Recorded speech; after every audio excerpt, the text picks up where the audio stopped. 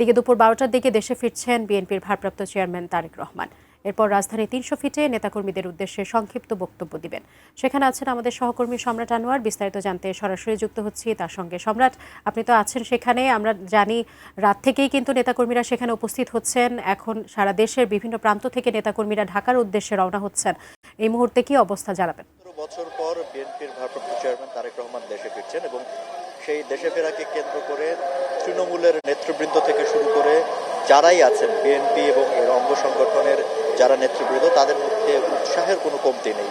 আমরা দেখতে পাচ্ছেন যে আমরা এই মুহূর্তে অবস্থান করছি 300 ফিটে, যে জায়গাটিতে তারেক রহমানকে সংবর্ধনা দেওয়া হবে সেই জায়গাটির থেকে বেশ কিছু দূরে, অর্থাৎ 300 ফিটে ঢোকার যে জায়গাটা, যে রাস্তার মুখটা, সেখানে আমরা দাঁড়িয়েছি এবং দেখতেই পাচ্ছেন যে ভোর থেকেই ঠিক এইভাবে দলে দলে নেতাকর্মীরা এই যে জায়গায় জনসমাবেশ করা হবে সেই জনসমাবেশ স্থলে মানুষ আসতে শুরু করেছেন। দেশের বিভিন্ন প্রান্ত থেকে আমরা রাতভর দেখেছি যে মানুষ এসেছেন এবং আসবে, কেউ গাড়ি দিয়ে এসেছেন, বাস দিয়ে এসেছেন, কেউ নদীপথে এসেছেন। তো যারাই এসেছেন তাদেরকে কিন্তু অবশ্যই এইখানেই সড়কেই অবস্থান করতে হচ্ছে। আমরা অনেককেই দেখেছি এখানে যারা দূর দূরান্ত থেকে গত 2-1 দিন আগে চলে এসছেন, তাদের অবস্থান মোটামুটি বলতে গেলে এই রাস্তাতেই।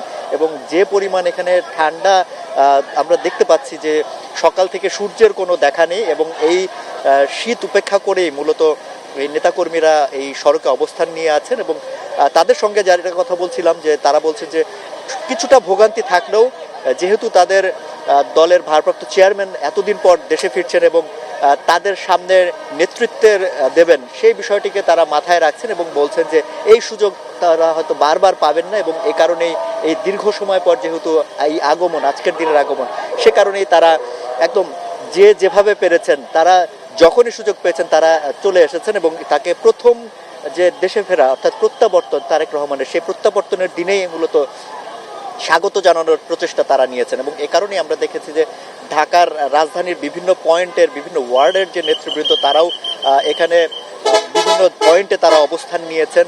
এই শুধুমাত্র এই জায়গাটিতেই না, একদম বিমানবন্দর থেকে শুরু করে 300 ফিট হয়ে এইখানে এভার কেয়ার পর্যন্ত বিভিন্ন পয়েন্টে তারা জমায়েত হয়েছেন, তারা অবস্থান নিয়েছেন। এবং এর পাশাপাশি নির্দিষ্ট জায়গা আলাদা করে দেওয়া হয়েছে যারা দেশের বিভিন্ন প্রান্ত থেকে, জেলা শহরগুলো থেকে এখানে আসছেন। তো সবকিছু মিলে আসলে যে অবস্থা আজকে আমরা দেখতে পাচ্ছি, বিপুল সংখ্যক মানুষের আগমন ইতোমধ্যে হয়েছে, আরও অনেকেই আসছেন। আমরা রাস্তাতেও দেখেছি যে মূল সড়কে অনেক গাড়ির জটলা এবং দূর দূরান্ত থেকে যে গাড়িগুলো এসেছে সেগুলোও কিন্তু রাস্তার সাইডেই পার্ক করে রাখা হয়েছে, যে কারণে মানুষজনের যে ভিতরে আসার যে সময়টা, সেটা কিছুটা বাড়তি সময় লাগছে। এবং এখানে 300 ফিটের সামনের সড়কটিও মূলত বন্ধ করে দেওয়া হয়েছে। এই পাশে যেমন বন্ধ করা হয়েছে, ঠিক বিপরীত পাশে অর্থাৎ কাঞ্চন ব্রিজ হয়ে যারা রাজধানীতে প্রবেশ করবেন সেইখানেও কিন্তু সড়কটি আটকে দেওয়া হয়েছে।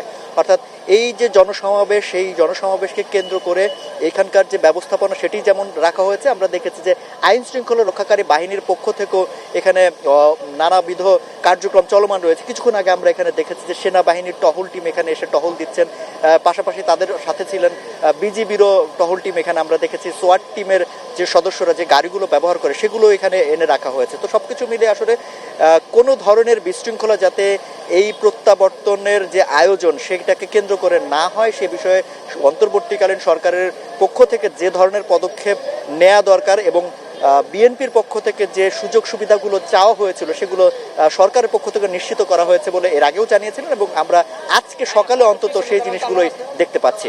সাজিয়া।